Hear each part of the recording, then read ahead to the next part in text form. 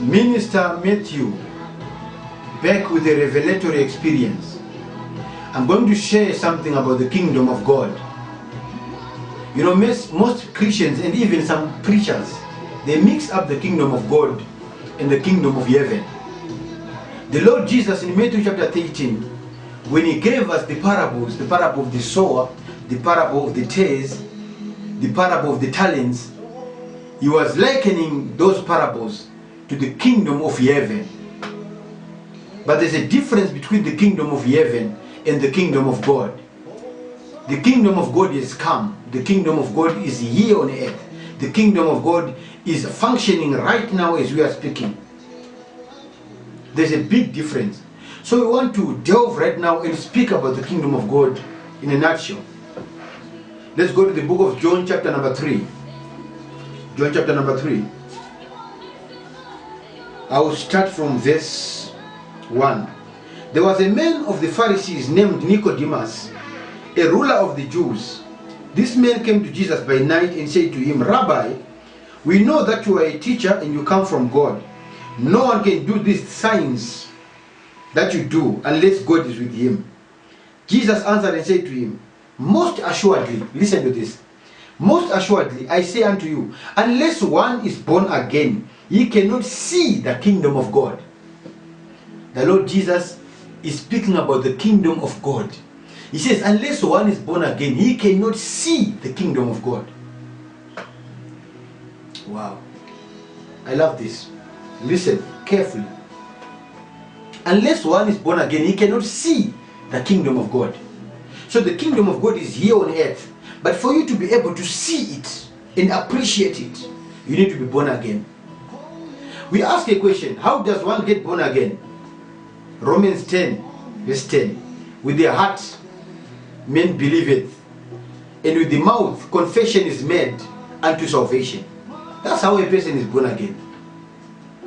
So if you believe in your heart that Jesus is Lord, that he died and he rose again, then you confess with your mouth that Jesus is the Lord of your life. Instantly you become born again. You see. But you only be able to see the kingdom. You will see other people testifying in church. When the pastor performs miracles, you can attribute the miracles to God without any struggle. You are now born again. When the power of God moves, you say, yeah, God was in our midst, God was moving. You appreciate God now. You are seeing the kingdom. Why? You are born again. You see others giving testimonies. Why? You are born again. And you attribute and believe this is God's doing. This guy, this testimony, how he changed, the way his lifestyle suddenly changed. God touched this guy. You are now seeing the kingdom of God. But there is a higher level. The Lord Jesus was speaking about the kingdom of God. Let's go. Let's go with it. Then Nicodemus says to him, how can a man be born when he is old?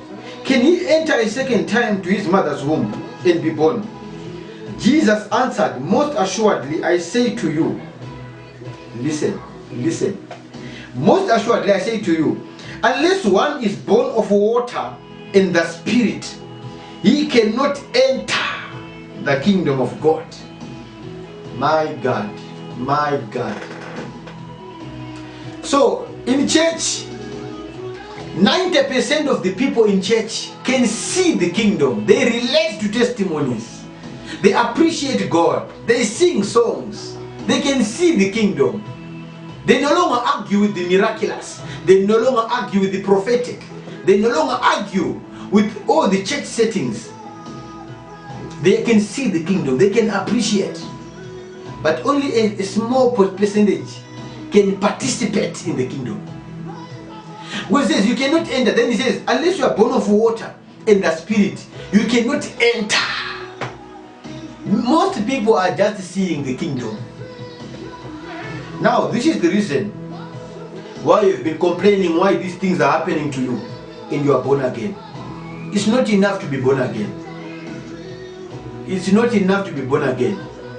There's another step you need to take for you to participate in the kingdom. For you to enter. And it says to be born of water and the Spirit. And you know, when I was growing up, I thought he was talking about water baptism.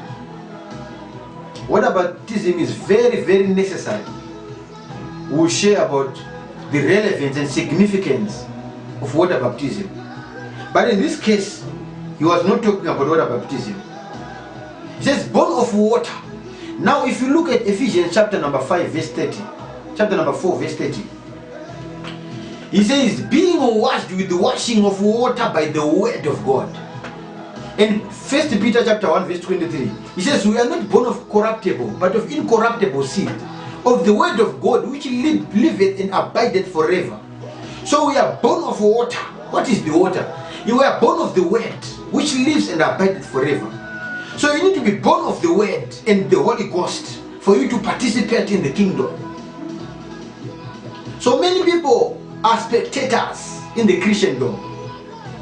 They can see testimonies, they can see the miracles, they ululate, they love God. That's good. It's a good level. You are born again, you can see the kingdom. You need to enter. You need to be a participator, a partaker of the divine nature. That only happens when you have a hunger, a desire for the word of God. It saddens me today that Christians no longer love the word of God. They have no desire. 1 Peter 2 verse 2. It says, as newborn babies desire spiritual milk, that you may grow thereby. Spiritual growth is not determined by the number of years you have been in church. There are many 30-year-old dwarfs in church. They were born in the church, but no change, no character change. They are messed up with the devil. They are messed up in a sinful life. It's not about the number of years you have been a Christian. Listen to me. Get this. It's about what you have been eating, what you have been feeding upon. How much of the word is in you? How much of the Holy Ghost is in you? Ephesians 5:18 says, be filled with the Holy Ghost, singing psalms and spiritual songs. How many psalms do you know? Loving God is not just professing by mouth. It has to do with loving the word of God. For the word of God is God himself. If you master a study life and a prayerful life, you will be a participator. It will be possible to do those things that you think they are only meant for pastors. The Bible in Mark chapter number 16 verse 17, he says, these signs shall follow them that believe. In my name they will cast out devils. They will drink deadly poison. They will speak in other tongues. They will lay hands on the sick and the sick will recover. In my name, them that believe. It's not a scripture for pastors. It's not a scripture for prophets. Why are people queuing up for prophecy?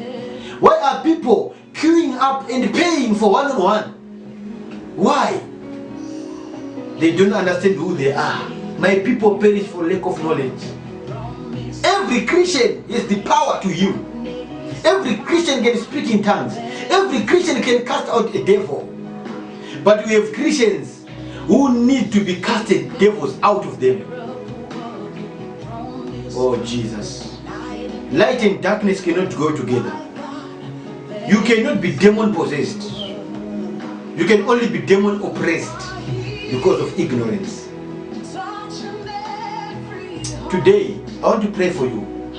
If you want to be a participator in the kingdom, the hunger for the word, and a consistent prayer life. Thank you, Holy Spirit. Father, I pray for these ones. La broske jale mongra bida haske. Roste le prento la praxi jala hakte. Robecoso pretelehizo.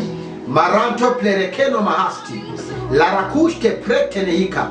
Le ruske venia palhastino. Ale pronte le pratalio. Jopia actezo. Maracanto prostele yakaposa. Thank you, Father. Thank you, Father. I pray for these ones. I pray for these ones right now, that their mindset be changed, that the desire and the hunger for the word, may they be restless. They will be restless during the night because of the desire for the word.